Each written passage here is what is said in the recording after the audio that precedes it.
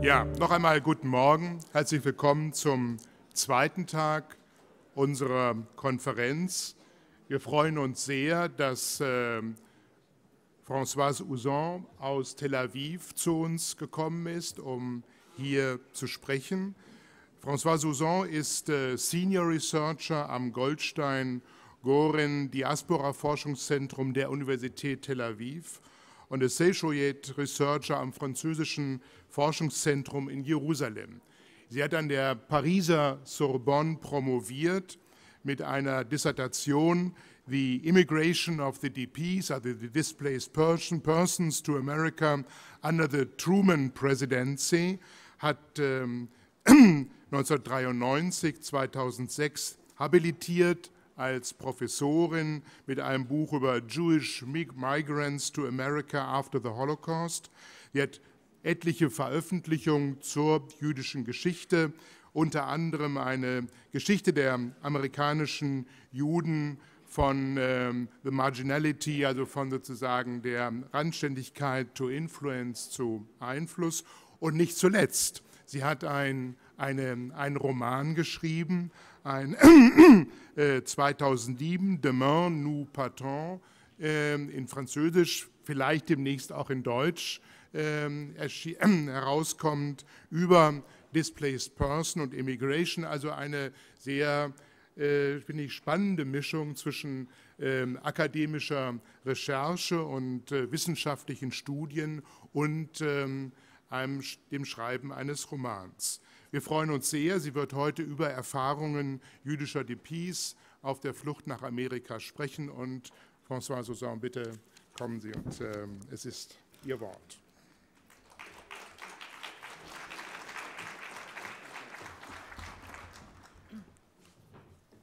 Thank you, Professor Welt. 70 years later, I'm standing here in Berlin on the 26th of January to share with you the experiences of 100 Holocaust survivors and with deep reverence for those whose voices have been taken away from them. I would like to thank all the organizers of this amazing conference, and in particular Monika Stosser and Ute Aleph, as well as, of course, Professor Michael Wilt, who invited me. I'm also grateful to the translators for their excellent contribution. I have chosen to tell you a story from different perspectives. The DP story, displaced person, as you know, for those who are not here, I'm reminding it. It's a title I borrowed from an official American report about the resettlement of displaced persons in America. Now, this story reveals the Jewish survivors' experience from European displaced persons camps to America. In the course of 2 decades, the archives of the American Army in Carlisle, the archives of the United Nations, the presidential libraries, and the American Jewish Historical Society have revealed unexpected findings that I wish to share with you today. First, the American experience of Jewish survivors began much before they were admitted by law to America. Compassion from Americans, whether soldiers, Jewish chaplains, American envoys, or American musicians and actors, actually shaped the view of the survivors in DP camps, mostly. Yet, the post-war American the post-war situation was complex, and as we said yesterday, it was really chaotic. So I'm going to try to express this chaos as well. So the experience with American soldiers was varied.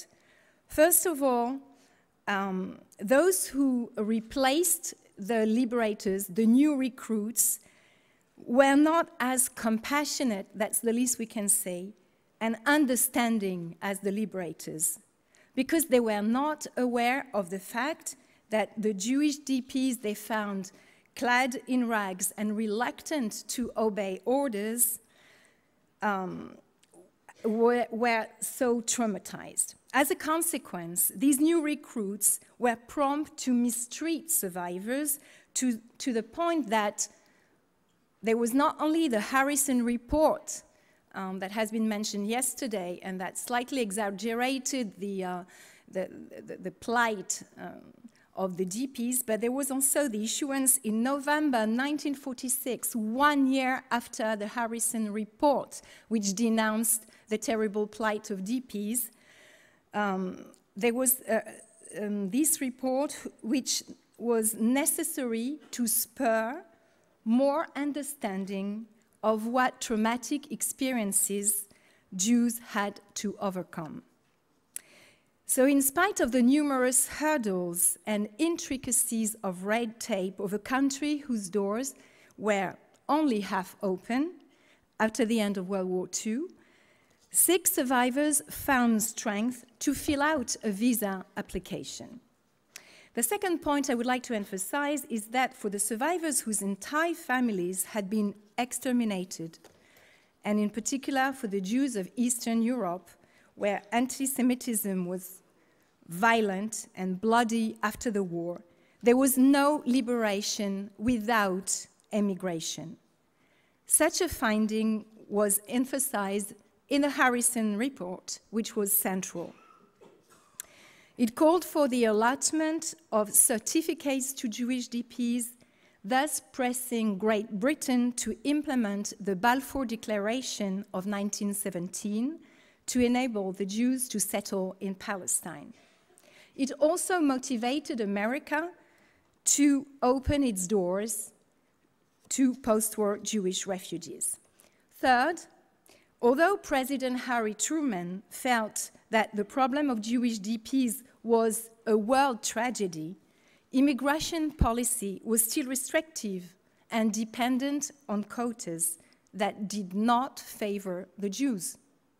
It was only after 4 years of bitter debates that the immigration of refugees, Jews and non-Jews alike, was perceived, strangely enough, as an ideological weapon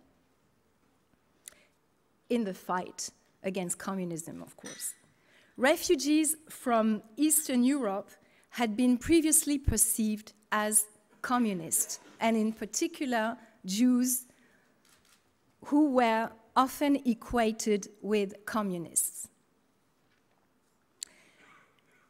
So it's only from 1948 onwards that their refusal of repatriation was conceived as a failure of communism within a mostly Republican Congress.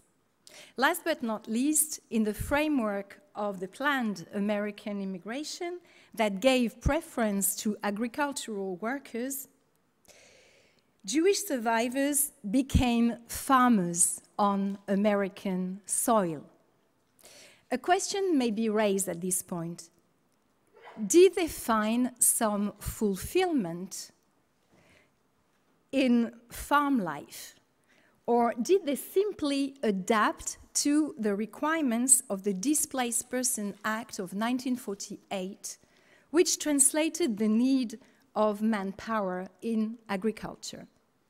I will examine the issues I have mentioned.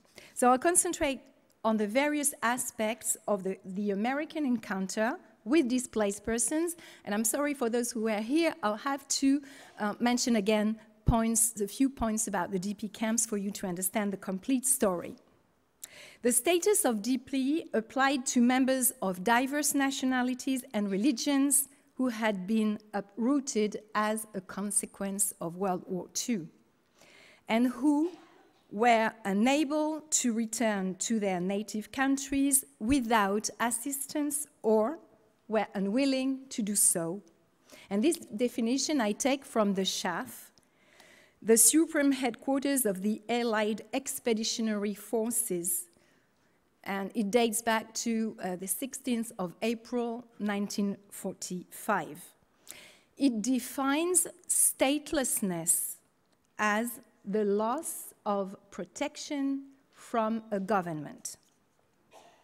In the summer of 1945, there remained about 1 million displaced persons who refused repatriation and who languished in the DP camps in Germany, Austria, and Italy. And the Allied army considered them as a hardcore. That was the term they used, since they had a lot of difficulties with these refugees and the soldiers were not trained to deal with an international human problem. So most of them feared to go back to countries under communist rules. The Jews accounted for about 28% of that last million. They refused to return to the land where their families had been exterminated. So the refusal to go back to countries under communist rule, as well as the repudiation of a cruel, blood-soaked Europe, were push factors in their decision to emigrate. A number of elements aggravated the demoralization of Jewish DPs. They coexisted with populations who could not or would not be repatriated for fear of being considered as traitors, and among them, there were a number of Nazi sympathizers. These were Ukrainians, Poles, or Poles. Among the refugees who could not be repatriated were ethnic Germans or Volksdeutsch, whose expulsion from the country controlled by the Reich had been decided by the Potsdam Agreement in the summer 1945. But these were expellees and not displaced persons that had been uprooted by the Reich. Former collaborators were found among them according to the UNRWA reports and telegrams. Ironically enough, thanks to the DP law, and especially thanks to the amendments of this law in 1952, the ethnic Germans would be admitted and 55,000 visas would be allotted to them. Actually, the main reason was that American senators of German descent had emphasized the fact that their assimilation would be easy. In addition, ethnic Germans were anti-communists. So the status of displaced persons fleeing communism enabled former Nazi collaborators to coexist with Jewish survivors under the mask of DPs, until the Harrison Report, presented to President Truman in August 1945 and published in September 1945, was received as a bombshell in Washington. The number of Jewish DPs was not final at the end of the war. That's why it added to the chaos of the post-war situation. About 175,000 arrived in Poland by late autumn of 1946 from the Soviet Union, to which they had fled during the war. But many of them had to leave Poland, where small-scale pogroms took place. The best known, unfortunately, of them is the Kielce pogrom on July the 4th, 1946, which triggered off a new exodus toward the so-called DP countries, especially in the American zone of Germany. Being actually in the American zone of Germany was rightly perceived as having more chance to emigrate to a country, and especially to America. The two main countries of destinations being America and Palestine. The Harrison report was extremely critical of the harsh attitude towards Jewish DPs, both of some army officials like General Patton, who was accused of having led his soldiers to beat up Polish refugees in order to have them repatriated to Poland. Now, the various aspects of American compassion in position to that towards the Jews was a feeling largely shared, and it served as a pull factor. To give you but one example, Auschwitz survivor Samuel Pizar, who was then 16 years old, clearly expressed much later the fact that deep inside, his love for America sprang from his having been liberated by a black American GI. In other instances, the dedication of some American Jewish chaplains to combat demoralization in DP camps was crucial in shaping the survivors' view of America. Klausner, for instance, was one of the most innovative chaplains in DP countries. He organized lists of survivors because he was aware of the fact that what was most urgent for survivors was to know whether they were alone in the world. American chaplains advised survivors. They helped them with their immigration applications. They brought them kosher food. They organized and celebrated events of Jewish life. Like, for instance, the first stirring Passover of 1946, which took place in Munich. In short, they helped survivors not to succumb to the threat of demoralization because they were concerned by their fellow Jews. Another form of American compassion and of emotional recovery was conveyed by artists. For instance, Molly Picken, for those who know a little bit Yiddish theater, was a star.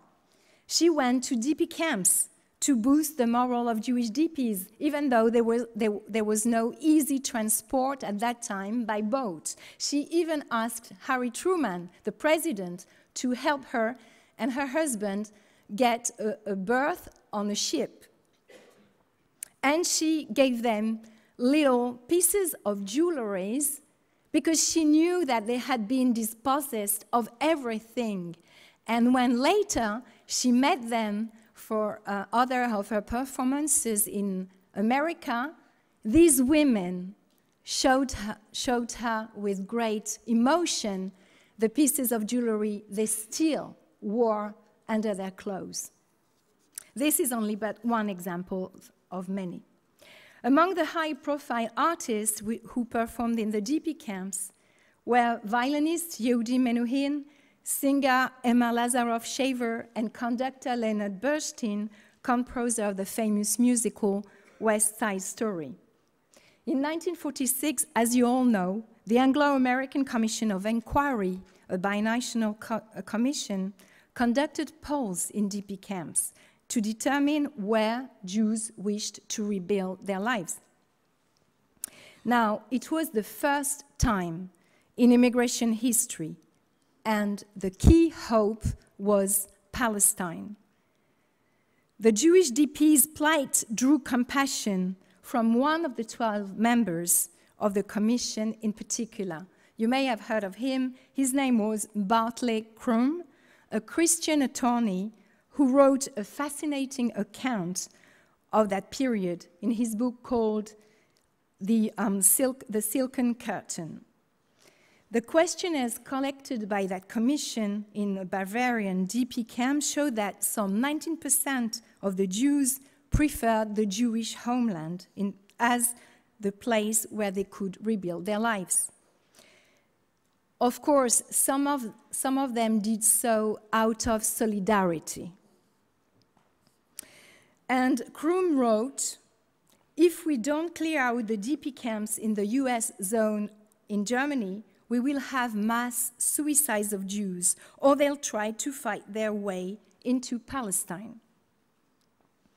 Also, a number of Jewish survivors who felt too weak to emigrate to Palestine remained some 4 or 5 years in DP camps, waiting for a visa to America. Elie Wiesel once said that even after the war, America did not want to accept Jewish refugees. How to account for such a statement? So this leads me to a second point. Immigration to the Jewish homeland was strictly controlled by the British and the White Paper of 1939. Jewish survivors had to resort to illegal immigration on frail ships that would sometimes capsize and were drowned. And in America, since 1924, the quota laws drastically limited immigration. America feared spies, subversive minds, poor people, Catholics, Jews, East Europeans, and generally speaking, any immigrant who would not assimilate easily. In 1945, there were powerful isolationists and restrictionists in Congress.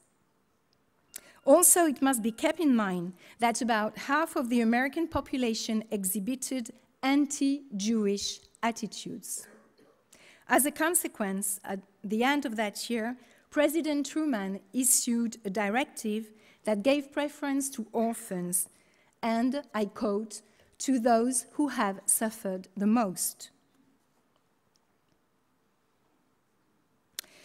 But the American bureaucrats who implemented that law had difficulties defining who was a displaced person. So although estimates vary, and in particular who was a Jewish displaced person, so estimates vary between 17,000 Jews to 28,000 Jews who reached American shores. These figures included the Jewish Oswego refugees in Fort Ontario, state of New York, who had been given temporary shelter by President Roosevelt and had to return to their former homelands after the end of the war. But the Truman Directive gave them and granted them permanent asylum, which was something that had never been seen before. Briefly, the Truman Directive was replaced in June 1945 by the Displaced Persons Act, and I won't go into the details of the Truman Directive, why it's really discriminated indirectly against the Jews, even though it was meant to favor orphans and Jewish orphans. We'll speak about that in the questions, maybe. So the problem lay in the fact that instead of facilitating the admission of DPs in America, the 1948 DP law slowed up immigration in the latter half of 1948. Why? Because immigrants had to start all over again, the difficult process of applying for entry. In other words, the overlappings of these pieces of legislation was counterproductive. For instance, the DP Act of 1948 repealed what is called corporate affidavits and replaced them by personal affidavits to grant that the immigrant would not become a public charge. So President Truman did not challenge the 1924 restrictive quota laws. He could not because of the fierce opposition of Congress to any relaxation of the immigration quota laws. So how did public opinion and Congress become more favorable to the admission of refugees? Jewish organizations lobbied. They lobbied for the admission to the United States of all post-war refugees, not only Jewish refugees. The leaders of American Jewry took the lead in financing a pressure group which was called the Citizens Committee for Displaced Persons, created in 1946. It was an umbrella organization which lobbied for the passage of legislation suspending immigration quotas. It was headed by Earl Harrison, once again the author of the report. And the Citizen Committee stemmed from a concerted effort with Jewish and Christian organizations. Representative members were WASPs, such as Eleanor Roosevelt. Now, their lobbying effort was done through the media, through radio, press, and documentary films. However, the piece of legislation, the DP Act that came out of it, was considered indirectly discriminatory against the Jews, and that was what President Truman noticed. He also said that to a certain extent it discriminated against Catholics because it gave more visas to Protestants. So this act contained a provision attributing 40% of the visas to Baltic refugees, among whom there were many farmers, as well as a 30% agricultural preference. Numerous UNRWA telegrams sent to the Allied forces repeatedly warned against the high percentage of Nazi sympathizers among the Balts and the inefficient screening in DP camps.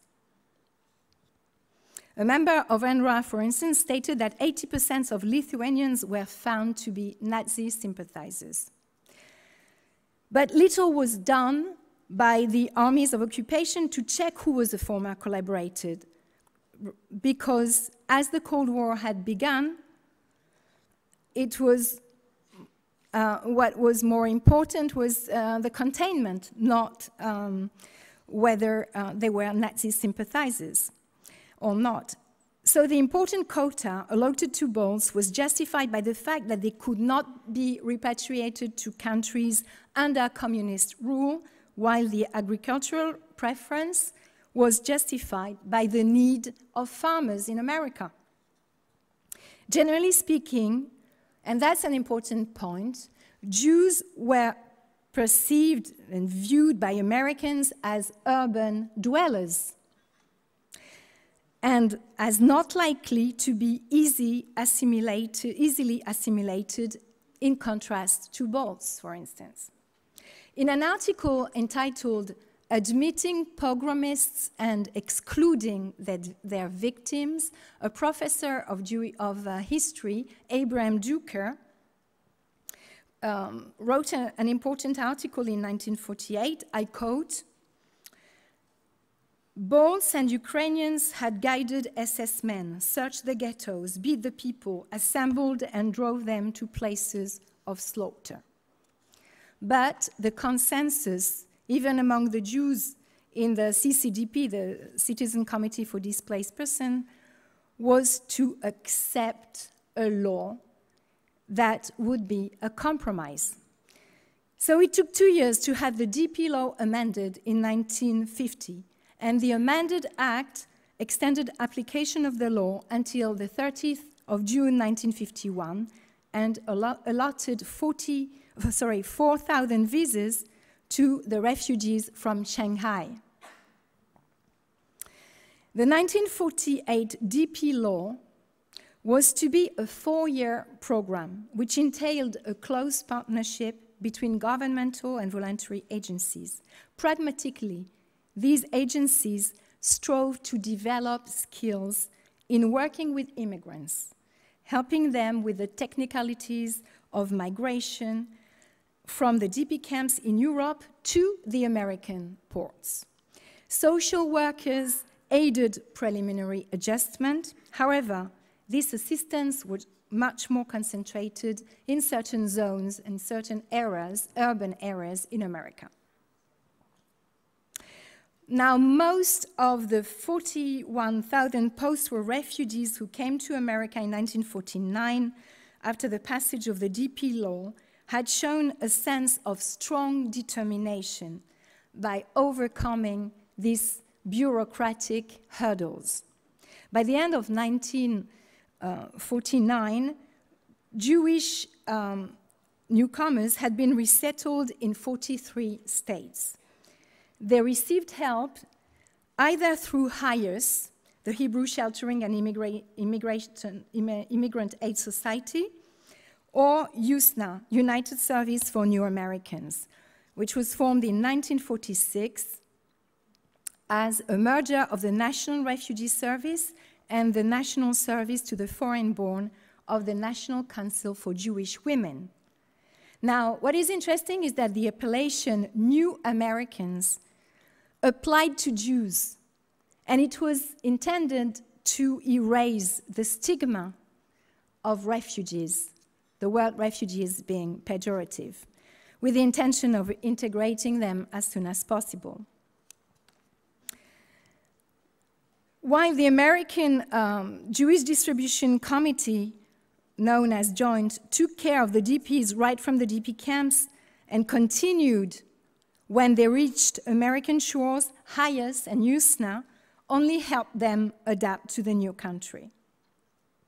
It must be said that USNA took care of the most difficult cases, and research has shown that there were cases of maladjustment, but social workers had to close cases with the label "case closed." So the support of these various organizations was multifaceted, and it involved professionals and volunteers. They spoke many languages. The most frequent was Yiddish. They also had to be constantly available, as ships, for instance, arrived at any time, since the sea voyage lasted between 11 to 14 days. Aid agencies were urged to encourage them to settle outside the crowded city of New York. And all in all, of the 140,000 DPs who immigrated to the United States after World War II, about 65% remained in the rest of the states, in 341 different communities. The intricacies of red tape to reach America deterred a number of survivors. As a consequence, most of them found new homes in Israel by 1950, when the 1948 DP Act was amended. And among the people I've interviewed, I found a woman who had had so much trouble getting a visa for America, and when the State of Israel was created, she tore that visa. Now, were survivors generally welcomed by the American Jewish communities? Oral history and in-depth interviews affirm the ambivalent reception of by Jewish communities. Some American Jews in particular feared that many survivors concentrating in the major cities would trigger anti-Jewish sentiments. However, the spectrum of responses to the newcomers was varied, as some communities or individuals were more supportive than others. Now, what environmental factors helped them succeed in rebuilding lives on American soil? To answer this question, I will briefly mention resettlement on farms that continued for the most part until the 1960s, when industrialization made it difficult for small farmers to prosper. Now, the archives of the Baron de Riche Farm and the Jewish Agricultural Society reveal a little-known fact. Some 2,000 Holocaust survivors became farmers. What initiatives did they take to root themselves in the various settlements? First, they read the monthly magazine founded in 1908, The Jewish Farmer, published in Yiddish, and then becoming bilingual in 1959. It gave survivors a sense of belonging. and it facilitated their integration into the community of Jewish farmers in various regions of America. Also, the immigration of refugees from Germany in the 30s and early 40s had paved the way for the resettlement of DPs after World War II. In order to make the transition to farming easier for German refugees who looked for refuge in farming, the Jewish Agricultural Society had created a training farm in New Jersey, for instance. Now, a question needs to be raised. How did displaced persons succeed in being accepted as farmers in the framework of the administration's agricultural preference? The members of the Displaced Commission, instituted by President Truman to implement the law, interpreted the phrase agricultural pursuits in a broad sense. It approved for admission to the United States DPs that were engaged in trades that were only very, very much remotely linked to agriculture. So, nevertheless, the independence and self-reliance that the survivors had developed to escape the fate of most Jews during World War II served them in good stead once again in this new environment. What they had gone through imparted to them a strong dislike for being given orders or working for others, and a farmer, as you know, is his own master. A second advantage was that language difficulties, likely to handicap any immigrant in a retail business, for instance, or any other independent enterprise, were of much less consequence on the farm. The DPs who resettled on American farms came from almost every European country, the majority being from Poland, Romania, Czechoslovakia, Hungary, and Germany. In 1949, Jewish farmers obtained loans from the Jewish Agricultural Society that enabled both the growth of existing farming communities and, what is interesting, the creation, the establishment of new ones by survivors, such as the community of Danielson in Connecticut or that of Dorothy in New Jersey.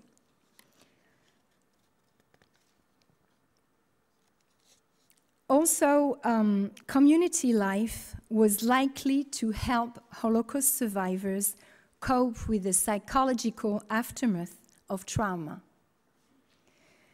The first Jewish farming community in California to attract survivors was the northern town of Petaluma, because of its tradition of hospitality. And also, in that community, they expressed Yiddish culture through language, songs, and traditions. Eastern European DPs, and that's an interesting point, also identified to a certain extent with members of collective settlements in Israel called kibbutzim, and the redemptive quality of working the soil, seeing its fruit, as well as being in harmony with the cycles of nature, was an asset. It helped them, again, fight the traumatic memories of work as a means of dehumanization. And the survivors' integration into the agricultural milieu was made easier by the bridge, the cultural bridge they built to connect their former European cultural structures to the new environment. For instance, in Violent, they created free loans associations similar to the Landsmannschaften that bore Yiddish names and that were modeled on the Old World, combining the precepts of Judaism with the concept of self-help. Now, to complete this microcosm of Jewish life modeled on Europe and its Yiddishkeit, they built synagogues and schools and to transmit Jewish values. To conclude on these points, I may say that survivors raised the level of Jewish consciousness within American Jewry by taking initiatives to commemorate the genocide of the Jews almost from the time they arrived in America. And this, as new research has shown, not only in farms. Also, survivors kept an emotional link with their homelands. But patriotism and deep gratitude to the United States became central elements in their rebuilt identities. Now, to conclude and to put it in a nutshell, the international displaced persons problems had far-reaching consequences on the American immigration policy. As we saw, President Truman's directive in December 1945 led Congress to admit a limited number of Jews and non-Jews. The arguments he presented were humanitarian arguments, but then it was followed by the 1948 Displaced Person Act that was amended in 1950. But as it started in 1948, in spite of the powerful opponents to any liberalization of immigration laws, the admission of displaced persons and refugees from communist countries was perceived as an ideological weapon in the Cold War. Now, I'll finish with one sentence from Senator Willey from Wisconsin, who was at first very much against any type of immigration, who said, "It will be an ideological weapon in our ideological war against the forces of darkness, the forces of communist tyranny." So as you can see, the humanitarian factor that played a large role in the debates was overshadowed by foreign policy considerations. And it's not surprising that the international problem of displaced persons actually gave rise to the elaboration of the concept of refugees, of refugee, and refugee became equated with refugee from communist countries. Thank you for your attention.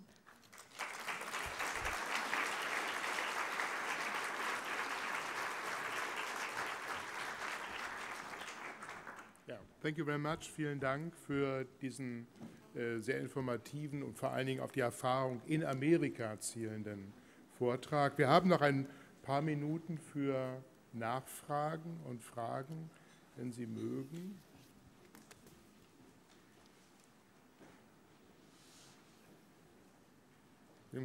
Athena, bitte.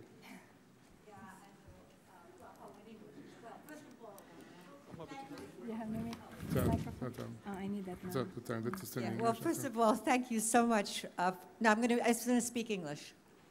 Okay. Oh, okay. Also, Should I speak English or German? Maybe English. Athena, Yeah, speak English. Okay, Good. Yeah, okay, sorry. Well, first of all, thank you so much for this really, wonderfully broad but also so intimate overview.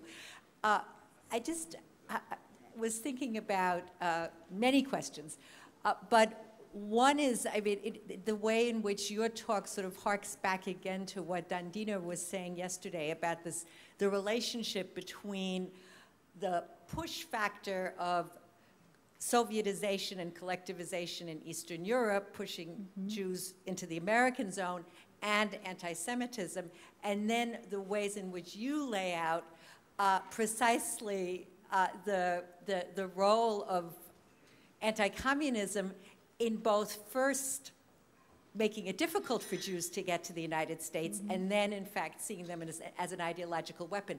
And my question has to do, again, since I'm obsessed with this issue, with to what degree the fact, again, that so many of the DPs had spent the war in the Soviet Union contributed to the suspicion of the Jewish DPs, and then later, perhaps, the notion that they could indeed, be used as, or seen as ideological weapons. In your research, did you see whether that was a specific issue, or did it sort of never come up? It was papered over. We know that many people lied about where they had been. So I'm just really, I'm interested in that question, the sort of intersection of the DP wartime experience and then what happened in the US. The other thing I just want to add is that I think one of the things that's so great about what you just did is showing again the really activist role of American Jewish organizations and American Jews, because there's always this sort of, I think, in a way, myth about the quote-unquote failure of American Jewry. And when one looks, it becomes a much more, as you say, ambivalent and complicated story. But the question about the Soviet Union. Well, thank you, Athena. Thank you for an interesting question. Well, I think that,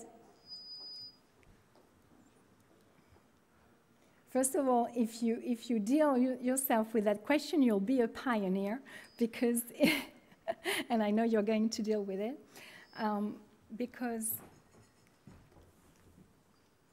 in most of the archives I have seen, that is, I spent quite a long time delving into the archives of President Truman in Independence, Missouri. And as far as congressional debates were concerned, this equation of DP with communists started very early. Because of many reasons. I mean, in America, Jews were equated already with communism. So the issue of their coming from the Soviet Union only added to the fact that, as was often seen in archives,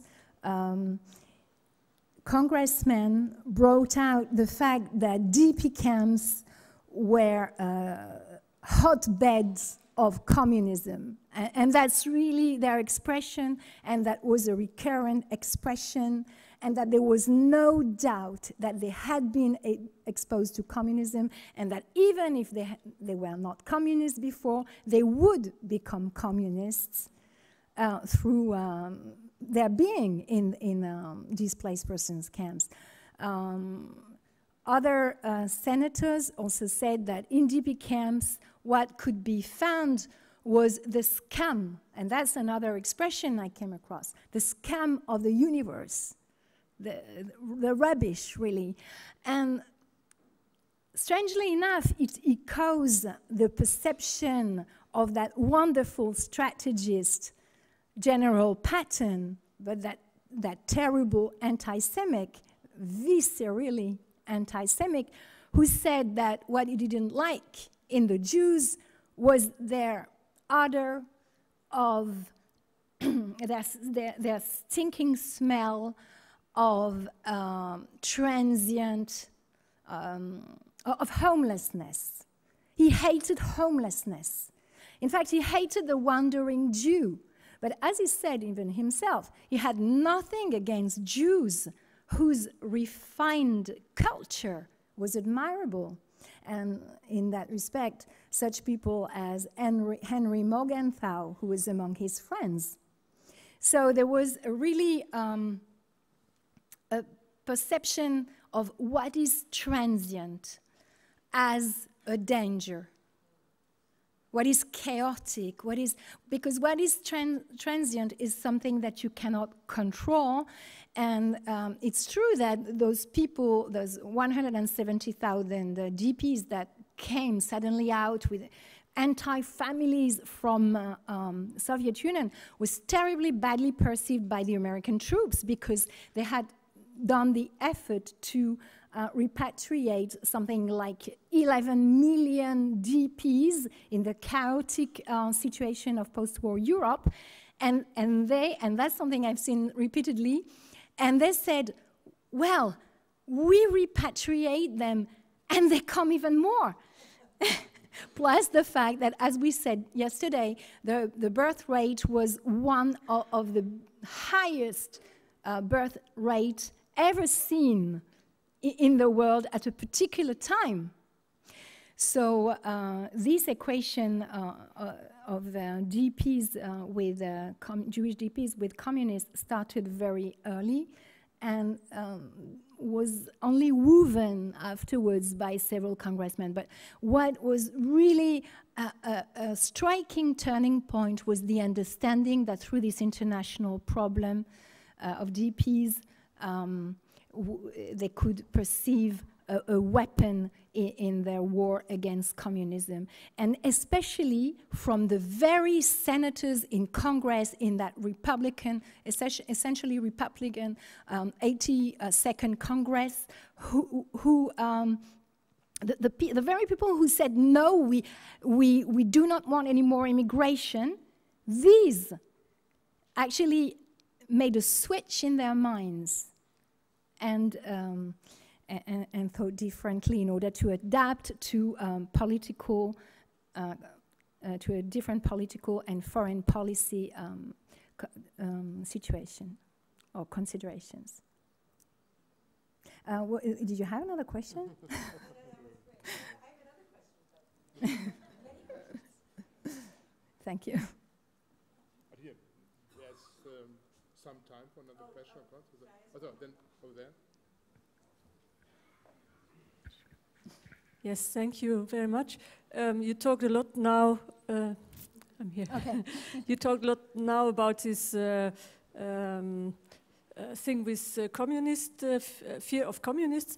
Was there no fear of Jews being German? Because in Western Europe, that's often the case that countries don't want to take Jewish refugees because they're German and they associate them with the enemy. With the Nazi, in fact. Well, at first in the DP camps, there was, because in fact the DP story, as I tried to tell you, as I tried to retell you in various perspectives, is a very ironical story. First, it started with many paradoxes in that chaotic Europe and in the DP camps in the 3 DP countries. German Jews were considered as former enemies, and some of them, there were instances where some of them were even refused the permission to stay in DP camps by soldiers who said, "You are former enemies." Now, being German, as far as lawmaking was concerned, turned out to be an asset in the course of discussions, because in the course of the debates in Congress, because there were quite a number of senators who were from German descent and who really thought that Germans were much more easily assimilated. And there's something really interesting. All the DPs were obliged to give a semi-annual report to a DP commission after the 1948 law. But the German ethnics, the Volksdeutsch, were exempted from that. No report. So it tells you that there was a switch again, perhaps at first, but again, when Jews were admitted, they were admitted as Jews. And that's why it was so difficult to know who was a displaced person, who was a Jewish displaced person, what definition could they give. Only through their former experiences could we see that they were Jews. It was a real chaos. And I've come across archives of the three people who were in the DP commissions. There was a Catholic, a Protestant, and a Jew. So, you know, Truman was really a fair man. He was a good Christian. He was really, I think, truly a very good man.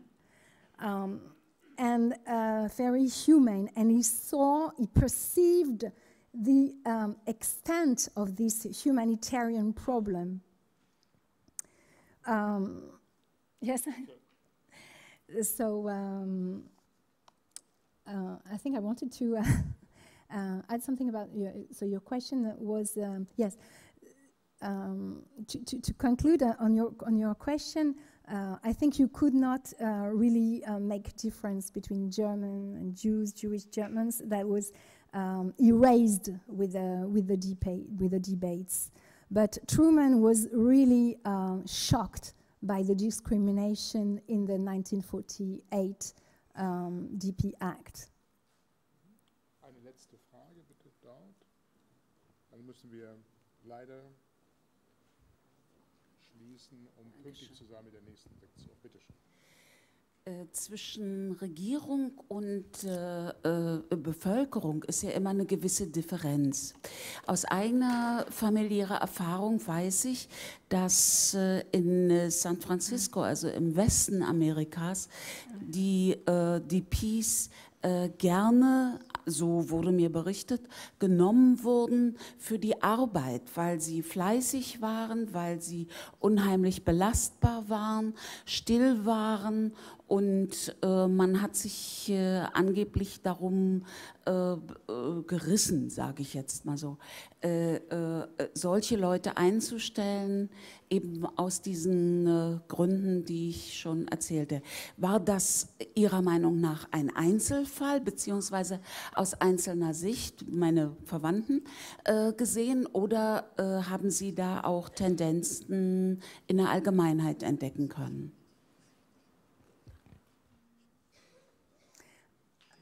Thank you for your excellent question.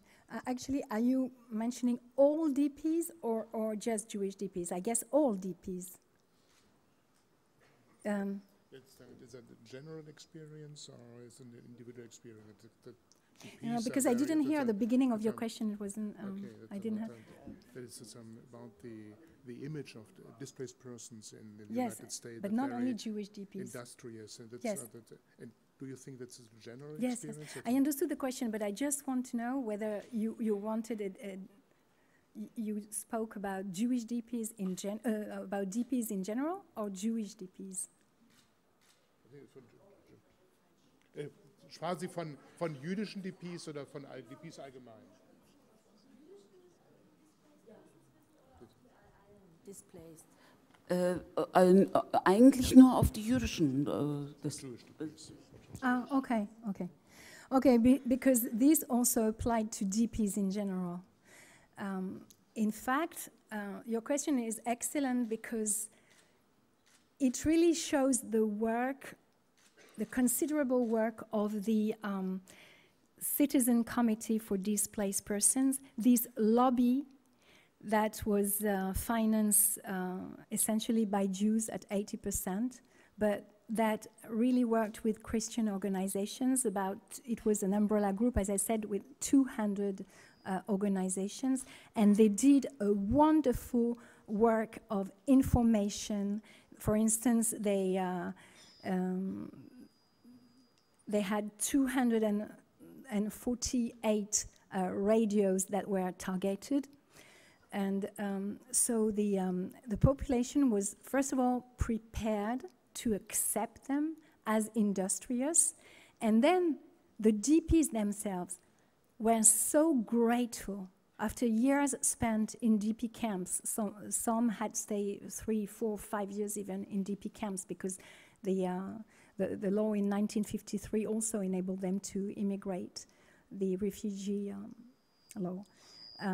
So it's true that the journalists prepared this perception, and titles of newspapers could read as the blood transfusion for Amerika the DPs.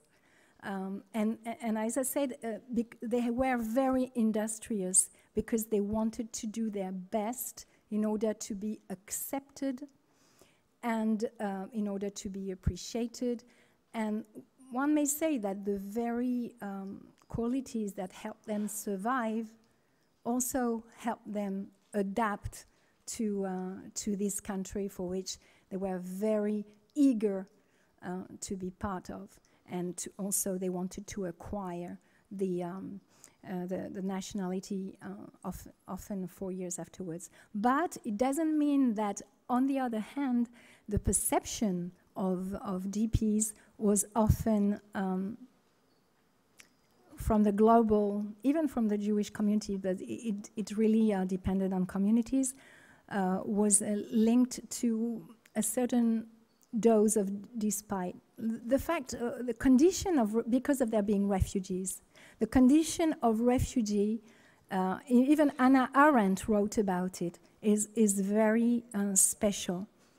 To give you just one example, there were some Jews who were extremely reluctant to see their children, their children date refugees. But it doesn't mean that there were not others that were extremely supportive. It was very personal. The spectrum, as I said before, was different. Was very broad, whether communities or individuals were concerned. But thank you. It's a very good question. Thank you very much. Unfortunately, we have to close this session, and we would like to thank you for your stimulating and splendid lecture. Thank you.